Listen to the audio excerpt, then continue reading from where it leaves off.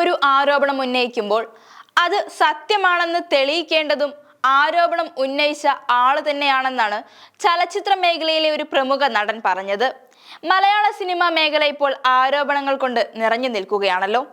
എന്തായാലും സിനിമാ മേഖലയിലെ ആ ആരോപണങ്ങളിലേക്ക് ഇപ്പോൾ കടക്കുന്നില്ല. ഇപ്പോഴത്തെ പ്രധാന വിഷയം MLA PV അൻവർ ഉന്നയിച്ച ആരോപണങ്ങളാണ്. എന്നാൽ ആരോപണ വിധേയരായവർക്കെല്ലാം അറിയേണ്ടത് ഇതെല്ലാം എങ്ങനെ കണ്ടെത്തിയെന്നാണ്. ആരോപണങ്ങളിലെല്ലാം വസ്തുനിഷ്ഠമായ തെളിവുകൾ ശേഖരിച്ച് അന്വേഷണം നടത്തണമെന്ന് പ്രത്യേക അന്വേഷണ സംഘത്തിന് DGP നിർദ്ദേശം നൽകിയിട്ടുണ്ട്. ഇനി എന്തൊക്കെയാണ് ആരോപണങ്ങളെന്ന് നോക്കാം. ആരോപണം 1. മലപ്പുറം SP-യുടെ ഔദ്യോഗിക വസതിയിൽ നിന്നും മരം മുറിച്ചു കടത്തി.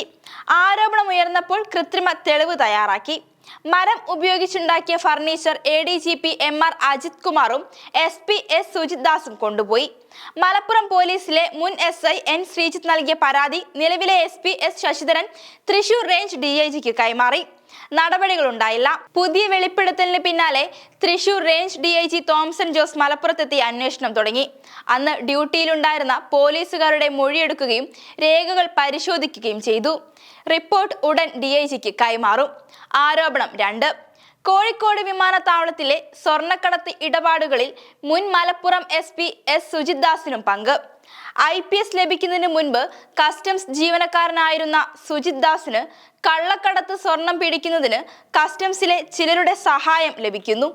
പിടിച്ചെടുക്കുന്ന സ്വർണത്തിന്റെ ഒരു ഭാഗം മാറ്റിയ ശേഷം ബാക്കിയാണ് കസ്റ്റംസിന് നൽകുന്നത്. ഒറ്റയ്ക്കും തെറ്റയ്ക്കും ആരോപണങ്ങൾ ഉയർന്നിരുന്നെങ്കിലും പരാതികൾ ഉണ്ടായിരുന്നില്ല. മുഖ്യമന്ത്രിയുടെ ഉത്തരവ് പ്രകാരം DGPയുടെ നേതൃത്വത്തിൽ നടക്കുന്ന അന്വേഷണ പരിധിയിൽ ഇത് വരും. ആരോപണം 3. ADGP MR അജിത് കുമാർ കവടിയാറിൽ കൊട്ടാര സമാനമായ വീട് നിർമ്മിക്കുന്നു. സെന്റിന് 60 മുതൽ 75 ലക്ഷം വരെ വിലയുള്ള സ്ഥലത്ത് അജിത് കുമാറിന്റെ പേരിൽ 10 സെന്റും ഭാര്യ സഹോദരന്റെ പേരിൽ 12 സെന്റ് സ്ഥലവും 12,000 ചതുരശ്ര അടി വലിപ്പമുള്ള വീടാണ് നിർമ്മിക്കുന്നത്. ഭൂമി വാങ്ങിയതിലും വീട് നിർമ്മിക്കുന്നതിലും സാമ്പത്തിക ക്രമക്കേട് നടത്തിയിട്ടില്ലെന്ന് മുഖ്യമന്ത്രിയോട് അജിത് കുമാർ വിശദീകരിച്ചു. 1.5 കോടി രൂപ വായ്പയെടുത്താണ് വീട് നിർമ്മിക്കുന്നതെന്നും അറിയിച്ചു. ആരോപണം 4. അജിത് കുമാർ സൈബർ സെല്ലിൽ സ്വന്തം സംവിധാനമുണ്ടാക്കി തനിക്ക് വിവരങ്ങൾ നൽകാനായി മാത്രം IPS ഉദ്യോഗസ്ഥരെ നിയമിച്ചു. മുഖ്യമന്ത്രിയുടെയും മന്ത്രിമാരുടെയും ഫോണുകൾ ചോർത്തി.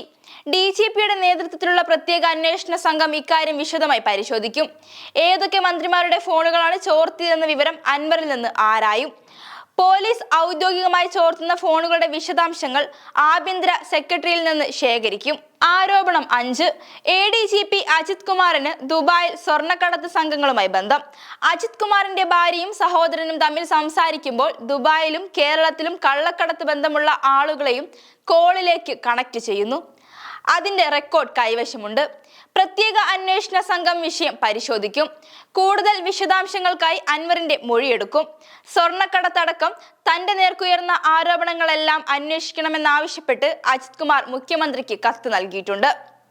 ആരോപണം 6. ഓൺലൈൻ മാധ്യമ ഉടമ പോലീസ് സേനയുടെ വയർലെസ് ചോർത്തുകയും യൂട്യൂബ് ചാനലിലൂടെ പുറത്തുവിടുകയും ചെയ്തെന്ന് കാട്ടി PV അൻവർ DGPക്ക് നൽകിയ പരാതിയിലാണ് 2023 ജൂലൈയിൽ ഔദ്യോഗിക രഹസ്യ നിയമം IT ടെലഗ്രാഫ് നിയമങ്ങൾ പ്രകാരം സൈബർ ക്രൈം പോലീസ് കേസെടുത്തത്.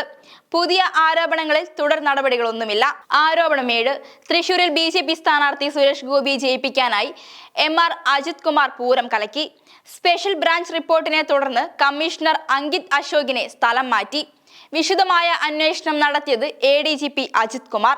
ഒരാഴ്ചയ്ക്ക് ശേഷം റിപ്പോർട്ട് സമർപ്പിച്ചെങ്കിലും മാസങ്ങൾ കഴിഞ്ഞിട്ടും ഇതുവരെ പുറത്തു വന്നിട്ടില്ല. അൻവറിന്റെ ആരോപണങ്ങൾക്ക് ശേഷവും തുടർ നടപടികളൊന്നുമില്ല.